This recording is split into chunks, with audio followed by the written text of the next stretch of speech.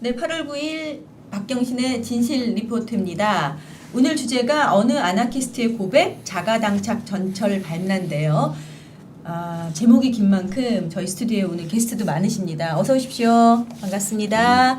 예, 박경신의 진실 리포트의 박경신 교수님 오늘도 자리하셨고요. 옆에 계신 분은 박주민 변호사님이십니다. 안녕하세요. 네, 그리고 오늘 저희가 그 제목에서 소개해드렸던 어느 아나키스트의 고백이라는 만화책을 출판하신 출판사 길찾기의 홍보 담당 조익상 팀장님 나오셨습니다. 안녕하세요.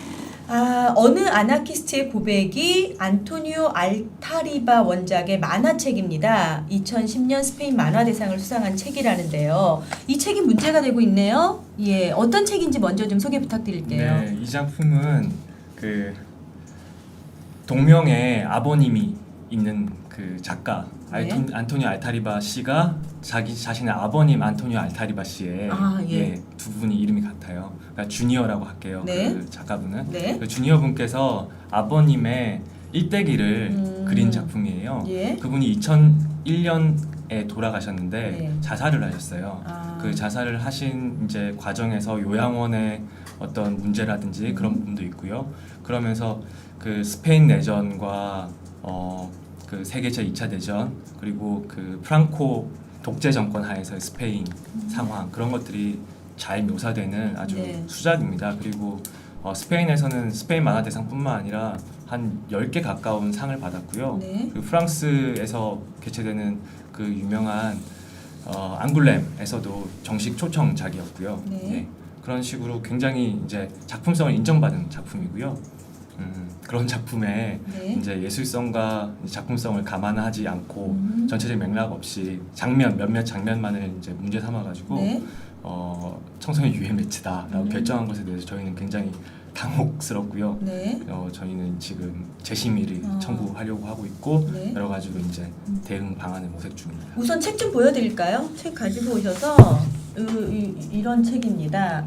어느 아나키스트의 고백, 그러니까 아버지 안토니오가 아나키스트인가 봐요. 그렇죠. 예, 제목만 보기에는 어느 아나키스트의 고백이라는 책이고 내용은 이렇게 만화책입니다. 말하자면. 그러나 제가 설명 듣기로는 이제 좀 뭐라고 하죠? 성인들을 위한 만화? 그러니까 좀 심도 성인들이 있는 역사 그쵸. 이야기를 그려놓은 만화라고. 상당히 대사량 만화치고는 네. 상당히 대사량도 많고요. 네. 우리가 흔히 보는 일본 만화라든지 우리나라 만화와 달리 네. 연출도 좀 이제 문화가 다르니까 네. 그리고 또 작품을 그리신 분이 좀 더 그 스페인에서도 좀 더 이제 특유의 만화색을 네. 가지신 분이라서 다르기도 하고 그러다 보니까 그 성인들이 보기에 예. 그러니까 좀 더 대사량도 많고 어렵기 때문에 성인들이 보기에 좀 더 적합한 작품이다. 네. 청소년들이 예. 보기엔 조금 어려울 수 있어요. 예. 근데 뭐 그 판단이야 독자들이 하는 네네. 거겠죠. 예. 근데 지금 이 어느 아나키스트의 고백이 무슨 문제가 있고 어떤 장면 때문에 이런 논란이 일어나고 있습니까? 제가 심의 결정 내역을 살짝 네. 읽어드릴게요. 뭐 앞에 설명은 이 간행물에 대한 설명이니까 빼고요. 네. 성인 남성이 16세 여성 및 직업 여성과의 성행위를 다룬 장면, 그리고 남성이 여성의 엉덩이를 만지는 성추행, 그리고 남녀 간의 성애 및 성행위 장면 네. 등인데 총 페이지 수는 이게 30페이지 정도 되는 네네. 작품인데요. 중에 그 중에서 한 10페이지 정도가 문제가 있다고 네. 지금 이제 판단을 하고 있는 거군요. 네, 간행물윤리위원회에서. 네. 박 교수님 어떻게 보십니까? 이 책 하나를 두고 볼 때는 지금 이제 뭐 몇 페이지에 어떤 문제가 있어서 이 책은 청소년이 보기에 적합하지 않다는 판단을 이제 내리는 것 같은데요. 그 배경도 있을 것 같고 왜 이런 결정이 내려지는가에 대해서도 설명이 좀 필요할 것 같은데요. 그러니까 지금 간행물윤리위원회에서 보낸 공문을 이제 살짝 읽어줬는데 네. 뭐 성추행 장면 뭐 이제 이렇게 말로만 들어보면 네. 요즘 불티나게 팔리고 있는 작가 중에 무라카미 하루키의 네. 상실의 시대에 유명한 보면은 작품이죠. 이제 막 이제 대학생 정도 되는 그 주인공이 이제 진짜 성인이 되어가는 그런 과정을 그리는 거죠. 사랑을 통해서. 그래서 네. 거기에 이제 성애 장면 나오고 성기에 대한 묘사 나오고 그거는 지금 그 청소년 위험의체물 지정 안 받고 네. 지금 자유롭게 팔리고 있거든요. 네. 상실의 시대는 뭐 가장 많이 읽힌 책 중에 그렇죠. 하나죠. 예. 그래서 단순히 그런 그 성애 장면이 있다고 해가지고 청소년 위험의체물로 지정하는 거는 좀 문제가 있다 이렇게 생각을 해요. 예. 그리고 지금 이제 우리가 지금 다 체제를 자꾸 그 우리 스스로가 세뇌돼가지고 자꾸 그런 식으로 얘기하는데 어떤 책이 누구에게 적절하다. 지금 심지어는 출판사에서 책 홍보 나오신 분들도 지금 성인이 읽기에 적합하다 뭐 이렇게 얘기를 하는데 약간의 사실- 방어 기제가 지금 작동하시죠. 좀 더 어울린다 정도의. 근데 사실은 우리 커갈 때 뭐 다 봤죠. 그러니까 저는 뭐 포르노 잡지 이런 거 보셨어요? 얘기하는 게 아니라 예. 포르노 뭐 이런 거 얘기하는 게 아니라 성인이라야 이해할 만한 것들에 그런 대한 이제 주제들 있죠. 뭐 예를 들어서 뭐 이혼에 관한 이혼을 주제로 간통을 주제로 한 뭐 그런 그 여러 그 영화나 네. 소설이나 이런 것들 사실은 청소년이라면은 이 청소년들한테는 상당히 많이 제한적으로만 예. 보여지지만 그걸 봤다 그래서 뭐 그 청소년들한테 문제가 생긴다거나 사실은 청소년들한테 권장되지 않던 것들을 이렇게 보는 게 사실은 성장의 과정이었죠. 그래서 여기서도 보면은 이 책이 아마도 그 청소년들한테 어려운 부분은 이게 스페인 내전을 다루고 있거든요. 네. 그래서 독재 정권을 밀어내기 위한 이 사람들의 노력 그리고 그게 그 어떻게 이 외세와 결합한 그 국내의 그 권력에 네. 맞서서 처참하게 깨지고 예. 그러는 과정에서 어떻게 이제 그 스페인 국민들이 이제 분열되고 이제 이런 과정이 예. 좀 정치적인 내용이 있죠. 그래서 근데 그런 것들을 그러면은 청소년들한테 지금 뭐 학교에서는 안 가르치겠죠. 네. 근데 그런 것들을 조금씩 접하면서 나중에 성인이 되는 거지. 이런 걸 한 번도 어디서 뭐 이렇게 이건 청소년들이 읽으면 좋은 거다라고 해서 딱 권장이 돼가지고 읽혀서 성인이 되는 건 아니거든요. 이런 건 뭐 성인들한테 더 인기가 있다. 그냥 놔두면 그쵸? 내용도 어렵고 좀 복잡하고 해서 청소년들 중에서도 굉장히 출판물에 관심이 있는 학생들만 볼 텐데 이슈가 되면서 학생들이 더 그 부분에 포커스를 맞춰서 관심을 갖게 되지 않을까 하는 생각도 저는 가벼운 짧은 생각으로 잠깐 하게 됩니다. 네. 그게 되게 중요한 게요. 네. 그 책을 딱 읽을 때 이 표지를 보고 분위기가 파악이 되잖아요. 어느 정도는. 보고 이제 작품으로서 읽으면 좋은데 이거 야한 책이구나라고 생각하고 만날 때 작품과 독자의 만남이라는 측면에서 굉장히 안타까운 만남이죠. 그 문제는 하나 저도 공감이 우선되네요.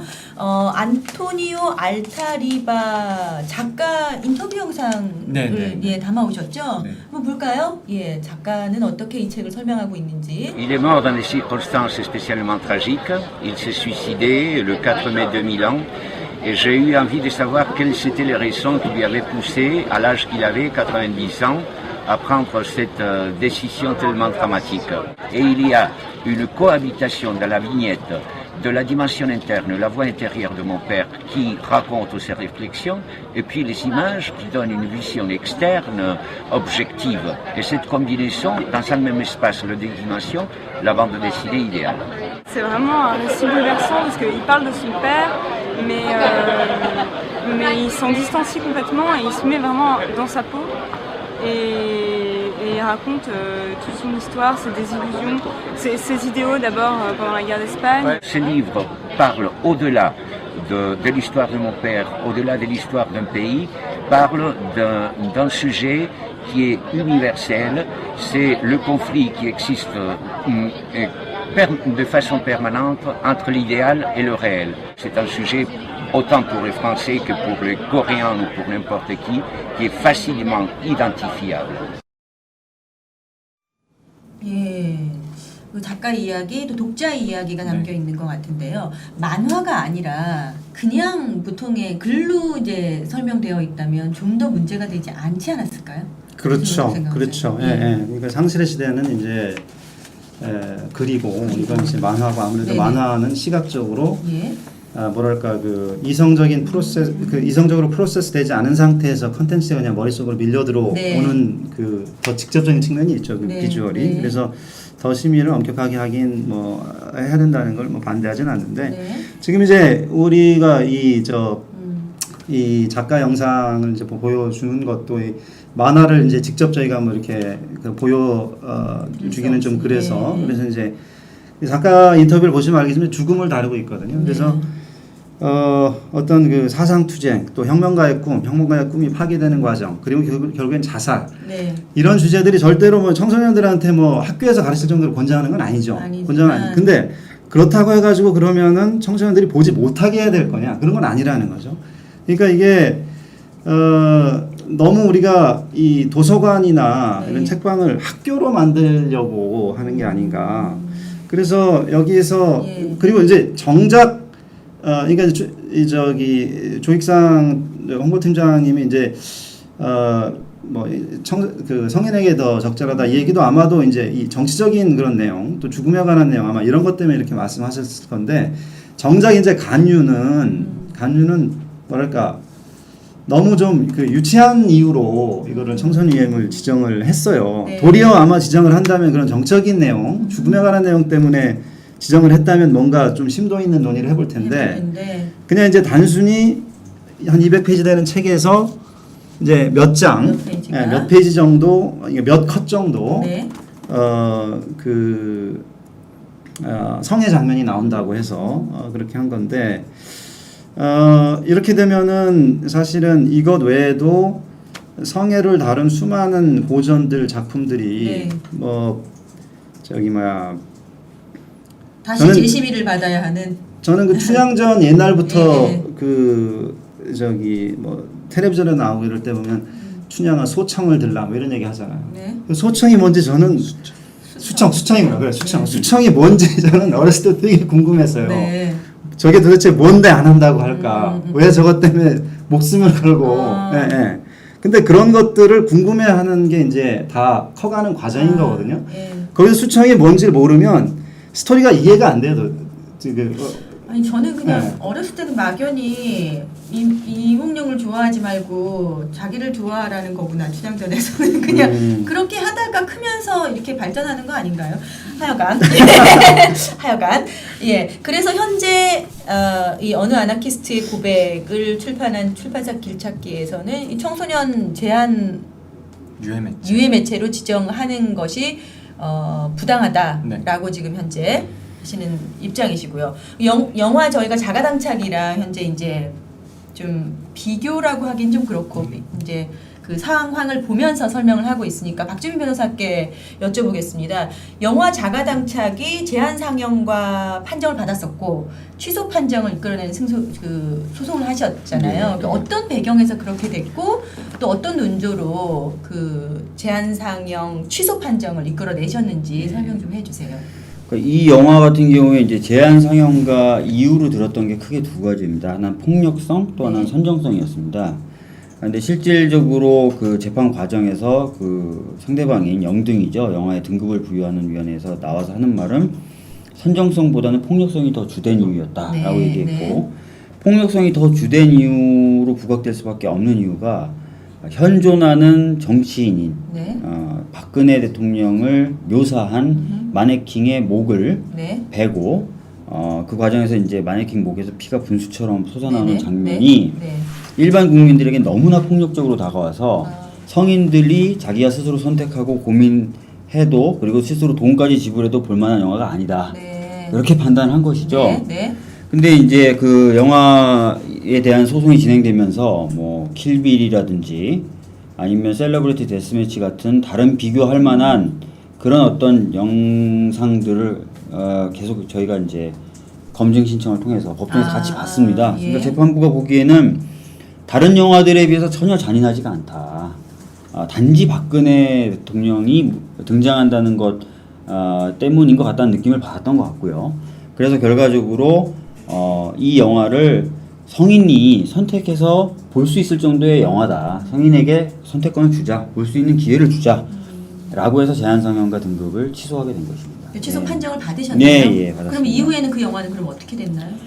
지금 1심에서는 이겼지만 네. 영등에서 지금 항소를 제기한 상태여서 예. 판결 자체가 확정이 되질 않았습니다. 판결이 확정이 돼야 그 효력에 따라서 저희들이 상영을 할 수 있는데 확정이 네. 되지 않아서 지금 항소심이 진행 중에 있고요. 예. 항소심 아마 저희가 또 이겨도 대법원까지 가지 않을까 생각됩니다. 네. 예.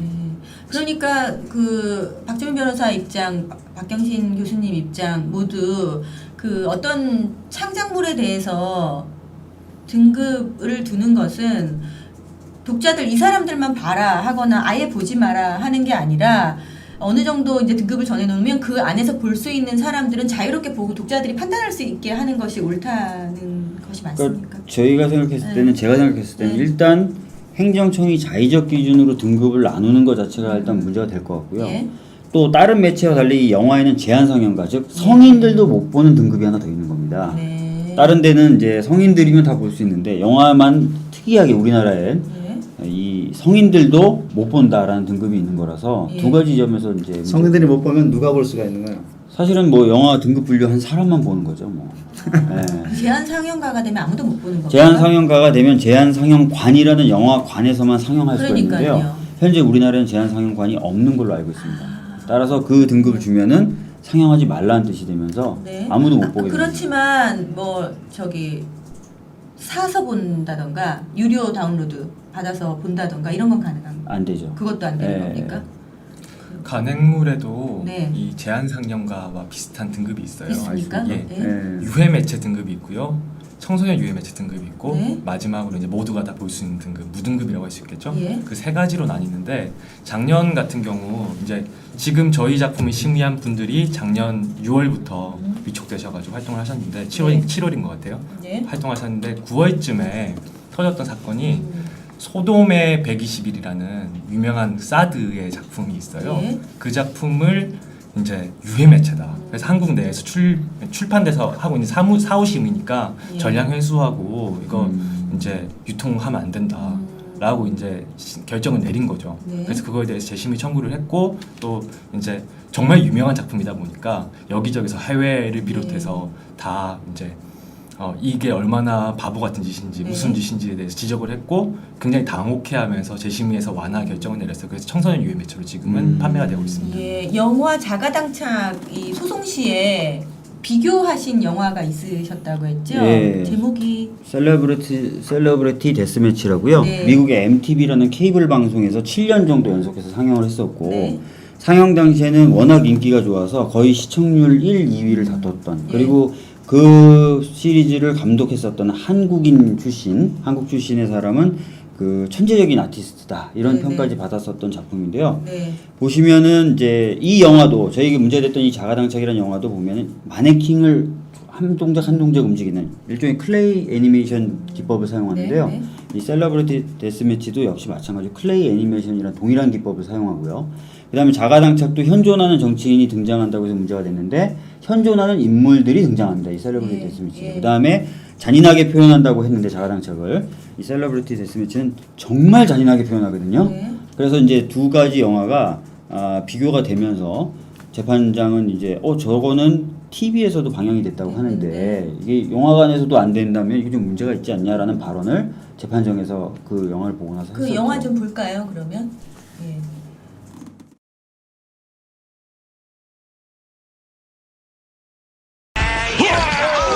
How do you like that for foreign policy, you commie, limey bastard? There's something you don't see very often. An American who enjoys soccer. So much for George W. Bush being a pro-life candidate. How am I doing, Daddy? You're doing just fine, son. Now, if you win, I'll increase your allowance. Can I have a puppy, too? Nothing like a little incentive to kick the fight up a notch. Goody, goody, goody. Did you hear that? Daddy says if I kill you, I can have a puppy. Ooh, look out! I'll kill anyone I want to. You want me to execute you, too? Don't you ever talk to your mother that way again, W. Now go to your corner till I tell you to come out. This is gonna be a fair fight. I can't believe it. The executioner of Texas is former First Lady Barbara Bush. Gavin, the truth is, I love you so much. 내용 조금 설명해 주세요. 예, 저 편집한 거지만 다 대통령이 나오는 것 보시려면 같은데. 예. 저기 보시면 이제 그 락밴드의 리더하고 부시라는 대통령이 싸우고 있었고 링 밖에서 응원하던 사람은 아버지 부시. 그러니까 어느 장면이 잔인하다는 건가요? 뒤쪽으로 그냥 가면요, 보기에는 이제 뒤쪽으로 아무렇지도 보면 이제 않은데. 부시를 쓰러뜨린 다음에 전자기타의 코드를 네. 부시 귀에다 꽂고 전자기타를 칩니다. 네. 그럼 이제 머리가 이제 팽창하다가 빵 하고 터져요. 예. 그러면서 이제 부시가 죽습니다. 그러면서 이제 갤빈이 승리하는 걸로 끝나는데요. 네. 다른 저 시리즈를 보면 더 잔인한 것도 많습니다. 뭐 네. 다른 등장 인물이 나오죠. 그 클린턴도 나왔었고요. 뭐 그런 식으로 계속 나오면서 풍자를 하는 겁니다. 풍자를 하는 건데 저게 이제 중요한 거는 케이블 TV에서 방영이 됐었던 거고 미국에서는 저게 방영되는 동안 어느 누구도 저 프로가 나를 건드린다는 이유로 문제 제기한다든지 좀 저거는 어린이 뭐 방송되면 안 된다고 문제 제기하는 경우가 없었다는 것이죠. 예. 그 현재 어느 아나키스트의 고백도 소송 중이잖아요. 소송 교수님. 중은 아니고 소송은 아니고요. 네. 지금 이제 그 청소년 매체물 지정이 돼서 네. 거기에 대해서 재심을 신청할지 말지 지금 아니 재심 신청할 거고요. 신청할 예. 거고 할 건데 그게 한 달 이내로 하면 되기 때문에 아 재심을 신청하실 그거를 생각이시군요. 준비하는데 이제 공들여서 준비를 해서 네. 신청을 하려고요. 그리고 그래서도 안 되면 뭐 네. 행정소송도 생각하고 있습니다. 예. 근데 이제 자가당착의 경우도 사실은 재심을 한 번 더 받은 겁니다. 네. 받았는데 또 제한상영가가 나서 어쩔 수 없이 행정소송으로 간 건데 행정소송으로 가시게 되면은 이 자가당착 케이스처럼 네. 1심에만 5, 6개월 대법원까지 가면 1년 반, 2년 하면 작품이 속칭 그 수입하시는 분야 작가분은 썩는다는 표현을 쓰시더라고요. 네. 더 이상 쓸 수가 없게 되는 네. 국내에선 이미 시류가 다 지나고 불법적으로 유통되고 이러면서 결국은 작품이 썩어버리는 그런 결론을 빚기 때문에 창작물로서 의미가 없어지는. 소송으로 가기가 상당히 부담스러우실 겁니다. 예. 이게 지금 예. 그 청소년 그러니까 제한상영가 등급이야 이제 제한상영관이 없는 상태에서 제한상영가 등급이 나오니까 정말 이제 완전히 썩게 되는 건데 네. 청소년 매체물 주정이야 그럼 19금 딱지 붙여서 팔면 되는 거 아니냐 네, 이렇게 네. 생각할 수도 있는데 네. 청소년 매체물 주정이 되면 여러분들 제 책방에 가서 청소년 매체물 주정 19금 딱지 붙은 책 혹시 보신 기억 나세요?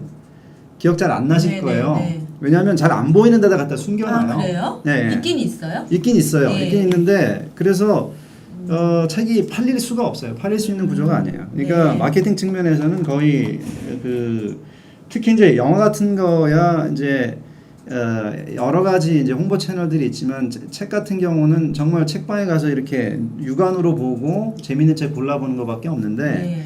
거기서 이제 눈에 보이지 않으니까 거의 이제 사장된다고. 그렇죠. 예. 그러니까 책도 썩는다고 봐야죠. 지금 네. 청소년 매체물 지정이 되면. 그 영화 같은 경우에는요, 이 제한 상영가일 때는 뭐 상영이 아예 안 된다고 하니까 뭐 그렇다고 하지만 책 같은 경우에는 그래도 어딘가에 제대로 좀 이건 그냥 19살 이상만 보세요 하고 출판사에서 자체적으로 권고? 라기보다는 그 표시를 붙여놓으면 어떻습니까? 그런 제도는 만약에 없습니까? 붙인다면 네. 저희는 뭐 한 15세 이상만 보세요 정도는 붙일 수도 있을 것 같아요. 예, 이건 뭐 예. 법적으로 구속되는 일은 네, 아니고요. 네. 근데 19세 미만 구독 불가라는 딱지는 법적으로 이게 청소년 유해 매체입니다라는 표시예요. 네. 그러니까 지금 심의 제도는 간행물 심의 제도는 사후 심의이기 때문에 네. 사전에 출판사에서 이게 유해성이 있다라고 청소년 유해성이 있다고 판단을 하면은 그러면? 여기 이제 책의 우측 상단에 네. 19세 미만 구독 불가라고 붙이게 돼 있습니다. 네, 그럼 네. 그걸 붙이면은 이게 뭐 어떤 부분이 문제인지를 간윤히 파악을 해야 돼요. 예. 파악을 한 다음에 이런 부분이 문제다라고 해서 이제 여가부에 통보를 합니다. 네. 그럼 여가부에서 고시를 해요. 그러면 청소년 유해 매체가 정식으로 등록이 되고요. 네. 그럼 아까 박현주 교수님 말씀하신 그런 이제 서점에서 따로 비치가 된다든지, 아, 혹은 그러니까- 온라인에서 이제 그 심지어 리뷰도 못 보게 되는, 리뷰도 로그인을 해야지만 볼 수 있는 그런 상황이 벌어지는 거죠. 비닐로 포장도 되죠. 예, 비닐 포장은 만화는 보통 하는데요. 그 뭐 어쨌든 그러니까 여기서 예쁘지도 않고요. 여기서 중요한 부분이 우리나라 청소년 보호법에는 이제 또 어떤 이제 제도가 있냐면, 네. 그러니까 어떤 책이 나오면 그걸 등급을 매겨 청소년한테 유해한 거는 이제 등급을 매겨서 못 보게 한다. 이거까지 다 좋은데 출판사들이 자발적으로 뭐랄까 이렇게 등급을 매기면 등급을 딱 매긴 순간 그게 강제 등급이 돼 버려요. 예. 그러니까 자기네들이 청소년 위험체라고 지정을 하게 되면 국가에서 예. 아 맞아 그러면은 강제 등급으로 전환을 시키고 거기에 따른 제한들이 다 붙게 되는데 그 제한 중에 하나가 이제 그 지금 말씀하신 것처럼 지금 말씀하신 것 중에 19금이지만 와서 봐라. 예. 그러니까 19금이지만 성인들 와서 봐라라고 이렇게 뭐 섹션을 만들어 놓고 그걸 홍보하고 이제 이런 네, 네. 걸 말씀하셨는데 청소년 매체물 지정이 되면 그 청소년 매체물의 광고도 뿌릴 수가 없어요. 그러니까 어느 아나키스트의 고백이 우선 19금이 돼버리면 어느 아나키스트의 고백을 광고하는 것도 청소년은 못 보게 해야 돼. 예, 예. 근데 청소년이 못 보게 하려면 신문도 못 나가죠. 인터넷도 안 되죠. 그러니까 이게 제한상영관이 우리나라 제한상영관이 이제 없다. 근데 제한상영관이 없어서 거기 가서 보겠다는 사람들이 못 보게 하는 건 이건 산업적인 문제지 법적인 문제가 아니다. 이제 이렇게 얘기하는 사람들도 있는데 제한상영관도 이제 비슷한 규제가 있어요. 제한상영관이 이 자리에 있다라는 거를 홍보를 또 못 해요. 예. 그러니까 뭐 아주 작은 간판, 뭐 표지 하나 뭐 요 정도 있을 수 있지. 제한상영관 여기 있으니까 딴 데서 못 보는 거 와서 보세요. 이런 광고, 홍보 이런 걸 네. 전혀 할 수가 없습니다. 예. 그러니까 커다란 건물이 있는데 사람들은 지나가면서 저게 뭔지도 모르고 그냥 지나가는 거죠. 그래서 우리나라에도 제한상영관들이 몇 개가 있었는데 예. 그런 것들이 다 영업이 안 돼서 망했어요. 영업이 안 되는 이유는 영업을 못하게 해놔서 그렇죠, 법으로. 예. 홍보가 안 되는군요. 그렇죠. 아, 예. 그렇죠. 그러면 그 간행물윤리위원회 입장은 아까 제가 여쭤봐서 들었습니다. 출판사 입장에서는 어떻습니까? 청소년에게 유해합니까? 어느 아나키스트 한번 장면도 좀 보여주세요. 네. 문제가 됐다는. 제가 준비한 장면은 그 뭐라고 써 있었죠? 청소년에게 남성이 네. 여성의 엉덩이를 만지는 성추행을 묘사했다, 네. 수록했다라는 장면인데요. 여기 보시면은 이 남성이 앙헬이라는 남성인데 네. 안토니오가 굉장히 싫어하는 사람이에요. 뭐 이런 이유 때문에 네. 그래서 이 사람이 이렇게 성추행을 한 장면을 예. 묘사를 했습니다. 묘사했어요. 이것만 가지고 만약에 성추행이다라고 하면은 장면 자체는 성추행일 수도 있어요. 네.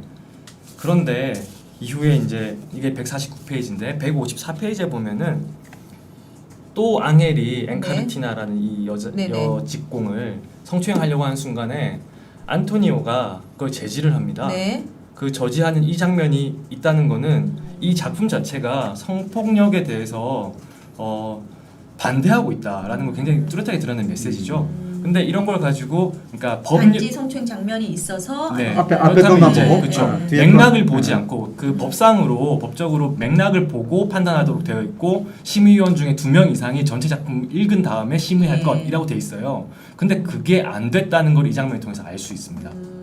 맥락상으로 보면 성추행이 있다는 것이 부당하다는 것을 얘기하고 싶었는데 그 그쵸. 장면이 있기 때문에 유해하다. 그럼 그뿐만 아니라 한 10페이지 정도 문제가 있는 장면은 조 팀장님 생각하시기에 어떠세요? 청소년이 봐도 괜찮다고 생각하세요? 예, 제가 이 부분을 저희 페이스북 페이지에다가 네. 이제 길게 정리해서 올렸는데 여기서 네. 다 말씀드릴 수는 없고요. 네. 그 장면들은 뭐 수위만 놓고 보자면 상실의 시대에 나오는 그 성의 장면들 네. 정도의 수위예요. 네. 그것보다 더 낫다고도 할 수 있어요. 어떻게 보면. 그리고 맥락상 그 작품 속에서 그분이 노출로 처리돼야 될 이유들이 다 있고요. 예. 그건 이제 작품을 작품으로 읽으면서 보다 보면은 뭐 별로 문제가 안 돼요. 그리고 저희 작품에 대해서 리뷰가 많이 올라와 있는데 한 30건의 리뷰가 이제 이 심의 결정 이전에 있었어요. 네. 거기에 이 장면이 우려된다라거나 뭐 이런 장면이 있다라거나 그런 얘기도 전혀 없었어요. 예. 그러니까 작품을 작품으로 대해서 읽으면은 문제가 없습니다. 근데 이제 만약에 뭐 저희가 심의를 어떻게 했는지 모르겠지만 간윤이 심의를 하면서 이렇게 보면서 여기 이거 장면 문제되네. 네. 이거 장면 문제되네. 이런 식으로 봤다면 문제 될 수 있죠. 그렇게 본다면. 근데 적어도 스토리를 지니고 있는 220페이지 정도의 책이 그렇게 익히는 게 맞겠습니까? 작품 전체를 네. 이해해달라는 말씀이시군요. 그럼요. 이 작품은 스페인에서 발간됐던 그 작품 그대로입니까? 네, 그러니까 뭐 굉장히 사소한 간판이라든지 그런 네. 부분에 대해서 이제 스페인어로 돼 있는 거를 한글로 고친다든지 그런 건 있지만 그 네. 외에는 전혀 수정이 없고요. 수정 없이 번역된 거란 네, 말씀이시군요. 그럼 스페인에서는 어땠나요? 스페인에서 청소년들 볼 수 있습니까? 이게 이제 제가 스페인어를 할 줄 모르다 보니까 네. 확인한 바는 없지만 일단 저희 번역하신 분이 네. 확인한 바에 의하면 프랑스에선 전혀 문제가 없었다. 예. 그리고 스페인도 추천 도서로 오히려 읽히고 있더라고요. 청소년 추천 도서로 이제 역사 권장한 데도 얘기가 있고요. 있어서 그런 네, 거죠. 네. 예. 뭐 독일도 마찬가지일 거라 생각이 되고요. 예. 이게 그럼 번역하실 때 그 부분을 체크하지 않습니까? 그 나라에서는 이게 뭐 어떤 등급을 받았다든 제한되었다든가 그러니까 이런 저희가 걸 보고 고지받은 번역하시겠죠. 사실이 전혀 없으니까 예. 예, 문제가 없을 거로 당연히 생각했고요. 그리고 네네. 특이한 측면 하나가 뭐냐면 이 책이 그냥 단행본이 나온 게 아니고요. 그 이전에 싱크라는 저희 이제 출판사에서 내는 교양지에서 연재가 됐던 작품이에요. 아. 그래서 2012년까지 예. 연재된 부분에 문제가 된 장면들이 다 수록되어 있었습니다. 근데 제가 그 간윤에서 발행하는 영감을 보니까 작년에 만화 중에서도 만화 이제 그 잡지도 심의 목록에 포함되어 있거든요. 그래서 보니까 싱크도 보셨더라고요. 그러니까 보신 것처럼 이제 영감에 포함이 돼 있어요. 그럼 그 장면들이 당연히 보셨을 텐데 그때는 아무 말씀 없으셨거든요. 네. 그러면 저희가 이제 단행본 낼 때 별로 걱정 없이 낼 수 있죠, 당연히. 혹시 근데 스페인 내전이나 이런 걸 다루고 있는데 그걸로 청소년 유해 매체 지정하기가 좀 뭐하니까 네. 이걸 핑계 삼다는 느낌은 것 같지는 없나요? 아니 그럴 것 같지는 저는 뭐 않습니다. 추측이니까요. 느낌은 없나요라고만 네. 그렇게 보시는 분도 뭐 독자들 아, 분 중에 있으세요? 있습니다. 네. 그런 추측이 좀 유해한데요. 이게 청소년한테 예. 간윤을 불신하게 만들고. 이거는 그 이 청소년들은 지금 그러니까 예, 청소년들도 얘기는 아닌 것 같고요. 네. 청소년들도 축구 좋아하시는 분들은 그 바르셀로나하고 레알 마드리드하고의 그 네. 라이벌리를 네. 좀 좋아하는 분들은 이 스페인 내전에 대해서 스페인 내전의 역사를 알면 그게 훨씬 더 재미있어요. 네. 그걸 더 입체적으로 생각할 수 있고 예. 아마도 뭐 스페인 내전에 대해서 정말 생생하게 이렇게 접해볼 수 있는 저는 좋은 책이라고 생각을 해요. 아 이래서 이 카탈루니아 사람들이 이런 생각을 가지게 됐구나. 네. 뭐 이런 것도 접해볼 수 있고 그래서 그런 이제 아주 다양한 내용을 담고 있는 건데 이제 너무 이제 그 몇 부분만 잡아가지고 네, 네. 그래서 이제 우리나라가 사실은 심의 공화국인 게 모든 매체들에 대해서 지금 국가기관이 다 심의를 하고 있거든요. 예. 그래서 지금 이제 제가 이 말씀 왜 드리냐면 맥락을 보지 않고 딱 뭐가 나왔냐만 가진 단편적인 심의의 예로 네. 그 과거에 이제 여러 번 문제가 됐었는데 음반 심의할 때 네네네. 노래가 이제 청소년 유해하다라는 이제 그런 거 할 때 많이 나오는 기준이 이제 약물, 그러니까 뭐 술이나 담배 그런 청소년 유해물, 그 청소년 유해물인 건 뭐 저도 동의합니다. 청소년 유해물의 효과를 노래 가사에 담았다. 노래 가사 효과를 미화하면 네. 미화하면은 이제 청소년 유해 노래다라고 이제 지정을 하게 되는데 네. 뭐 그런 거 있었잖아요. 술 마시면 이제 네가 생각나면 이제 이런 가사가 네, 있다고 네. 해가지고 이게 청소년 유해 매체물이다. 그래서 이제 그것도 소송했었죠. 아, 그 예. 운반사에서. 그렇습니까? 그래서 이게 이 노래 가사에서 그 술에 뭐 어떤 효과를 미화한 거냐. 그랬더니 네가 생각나. 그게 이제 술의 효과를 미화한 거다라고 해가지고 이제 그 나중에 뒤집어졌죠. 예. 예. 그래서 이런 것들이 참 심의를 이렇게 단편적으로 하는 네. 거 이런 것들 좀 피해야 될 것 같아요. 예, 그렇군요. 미국 경우 어떻습니까? 미국 다른 나라 미국만 아니라 대부분의 나라들이 출판물에 대해서 청소년이 읽으면 되는 거 안 되는 그렇죠. 거는 그렇죠. 구분 없이. 그런 것들을 자율적으로 하도록 하지 국가가 정하진 않아요. 아, 물론 국가가 그러니까 성인도 못 보는 거. 네. 그러니까 성인도 못 볼 정도로 유해하다. 그러니까 음란물이다 아니다. 이런 것들은 국가가 개입을 하죠. 국가가 네, 개입을 네. 해서 처벌도 하고 그러니까 성인한테도 유해하다, 그렇지 않다라는 거는 어떻게든지 판단을 사람들이 판사를 포함해서 검사 뭐 머리를 맞대고 결정할 수 있다라는 네. 뭐랄까 자유민주주의 국가들 사이에 그런 합의는 있어요. 네. 예. 그런데 나이를 딱 정해놓고 19금 미만한테 보여주는 건 이건 유해하고 19금 성인한테는 유해하지 않다. 네. 이 판단을 국가가 내리기에는 네. 국가가 내리기 너무 어렵다는 거예요. 예, 예. 물론 이제 제 그것도 생각에는 예, 그 나오는 출판물에 대해서 그 권장하거나 판단하는 기관은 분명히 있을 것 같습니다. 우리나라 얘기하는 건 국가가 하지 않을 뿐이지 예, 그럴 것 같습니다. 왜냐하면 미국이 생각했던 것보다 청소년 뭐 술, 담배, 청소년들의 교육 이런 데 대해서 생각보다 보수적이지 않습니까? 그러니까 네. 술, 담배는 이거는 이제 물리적으로 영향을 네. 주는 거니까 네. 확실하니까. 네. 잡지 같은 것도 뭐 노출이 있는 잡지 이런 것들 제한 안 합니까? 그러니까 서점에서? 국가가 하진 않죠. 아. 그러니까 노출이 심하면은 음란물이니까 네. 성인이고 청소년이고 다 처벌 받는 거고. 네. 예, 그거를 성인 잡지 같은 경우에. 그렇죠. 성인 잡지 같은 경우에 그러니까 예를 들어서 출판사가 네. 성인 잡지라고 지정한 그것을 서점에서 청소년한테 팔았다. 그거 처벌되죠. 네. 근데 그것의 전제는 출판사가 스스로 이거는 성인 잡지다. 라고 자기가 정한 거예요. 네. 예, 예.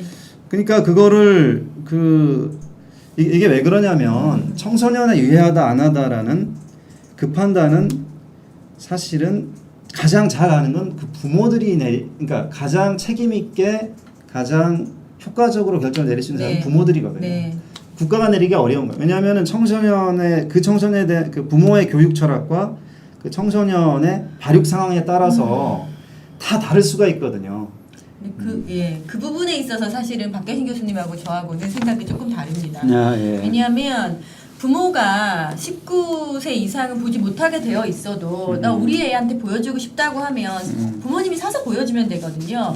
그러나 이 출판물을 살펴볼 수 있는 전문가가 국가에 있으면 좋겠어요, 저는. 왜냐하면 부모들이 모든 출판물을 우리 아이가 사서 너는 이걸 봤으면 좋겠다 할 수 없고, 우리 아이들이 마음 놓고 서점에 가서 책을 열심히 보다가 자기가 보고 싶은 거 마음껏 선택해 보기를 원하거든요. 그러면 우선 서점 안에 아이들이 볼 수 있고 보면 안 되는 걸 나라에서 좀 정해가지고 나열을 좀 잘 해주면 부모들은 좀 믿고 아이들을 이렇게 좀 풀어놓고 키울 수 있지 않을까 생각하는 게 제 입장이고요. 박계신 교수님은 부모가 더 아이들을 그 교육 철학을 가지고 좀 더 제한할 거 하고 풀어놓을 거 풀어놓고 항상 이렇게 좀 말씀하시거든요. 저는 좀 제한하면 좋겠다. 아니 근데 국가기관이 뭐 하면 절대로 안 된다는 건 아니고. 그러니까 기관에서 하지 말고 네. 좀 자율적으로 할 수 있게끔 하는 그 인프라를 좀 조성하는 게 좋겠다는 데는 동의하십니까?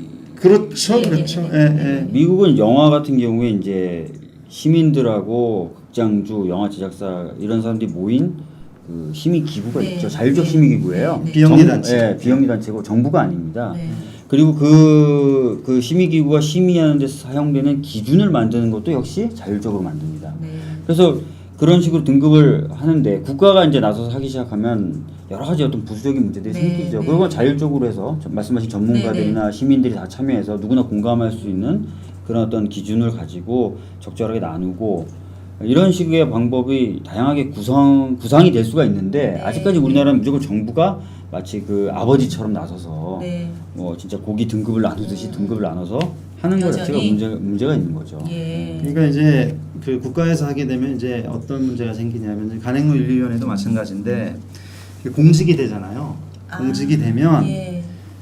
뭔가 이제 국민을 규제 대상으로 생각하는 분들이 와서 이제 국민에게 뭔가를 이제 가르치겠다 이런 네. 그러니까 수용자 입장, 그거를 소비하는 사람들의 입장이 이제 많이 빠지게 되죠. 프랑스는 국가가 영화 심의를 해요. 국가 영화 심의를 하는데 거기는 심의하는 사람들 중에 상당수가 18세에서 20세 사이의 성인들로 이루어져 있습니다. 예. 우리나라에서는 뭐 영등위도 마찬가지고 간윤도 지금 가져오신 자료 보니까 간행물위원회도 위원들 평균 나이가 58세 이렇게 돼 있네요. 네. 세대 간 분열은 진짜 하지 마세요.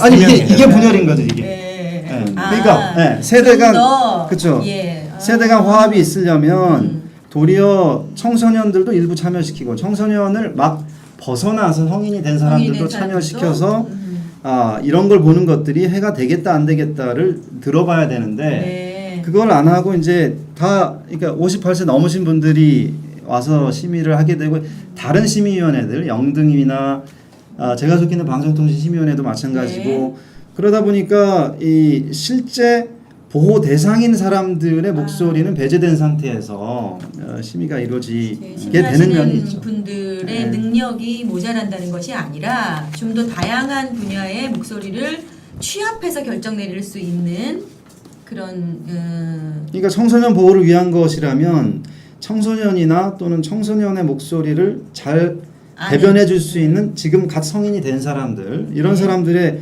목소리가 반영이 돼야 된다는 거죠. 예, 뭐 그리고 자율심의하고 자율심의를 하게 되면 네. 그렇게 할 수밖에 없어요. 왜? 소비자들이니까. 네, 사는 업체들이 뭔가 이걸 구성을 할 때 그런 사람들 포함시켜서 심의를 할 수밖에 없죠. 네. 네. 그게 개선점이 되겠네요. 근데 이 국가기관이 하게 되면 이게 또 사실은 우리나라에서는 이게 또 한 자리가 되거든요. 예, 이게 이제 또 애행할 수 있는 하나의 또 공직이 돼버리니까 뽑히는 사람도 뭔가 한번 막대기 한번 써봐야 되겠다라는 어떤 그 규제적인 시각을 가지고 이제 들어가게 되고 그런 문제들이 있습니다. 저희가 오늘 어느 아나키스트의 고백이라는 책을 가지고 이제 심의에 대한 이야기까지 쭉 나눠봤는데요. 그 사실은 이 책으로 를 통해서 전체적인 뭐 간행물 심의나 또는 영화 얘기까지 들었습니다. 오신 김에 마지막으로 하실 말씀 있으시면 하실 기회 드릴게요. 네네. 예.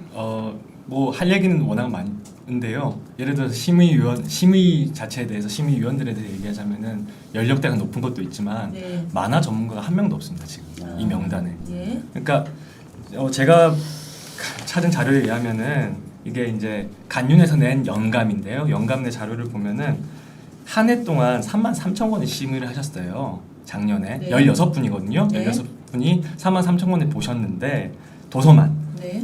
그 중에서 이제 일반 도서라고 했으니까 3,800건. 그리고 만화가 6,300건이에요.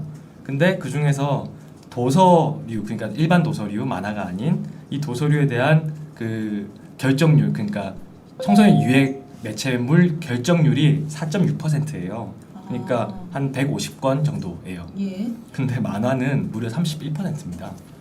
그러니까 굉장히 높죠. 높네요. 예. 제일 높아요. 이 중에서도 가장. 그러니까 만화 전문가도 한 명도 없는데 그런 분들께서 이제 만화를 가장 많이 잘라내고 계신 거죠. 네. 그것도 굉장히 큰 문제고요. 그리고 이거 저희는 이제 이 작품의 이제 작품성이라든지 예술성 그런 걸 들어가지고 이 작품은 청소년 유해 매체가 아니다라는 걸 주장하고 있지만 그와 동시에 만화 전반에 대해서 심의가 지금 현 심의의 문제점도 아울러 지적할 수 있으면 좋을 것 같고요. 네. 그리고 출판물이 이제 청소년 유해 매체가 되었을 때 겪게 되는 이제 행정상의 불이익이라든지 그 부분도 논하고 싶고요. 또 동시에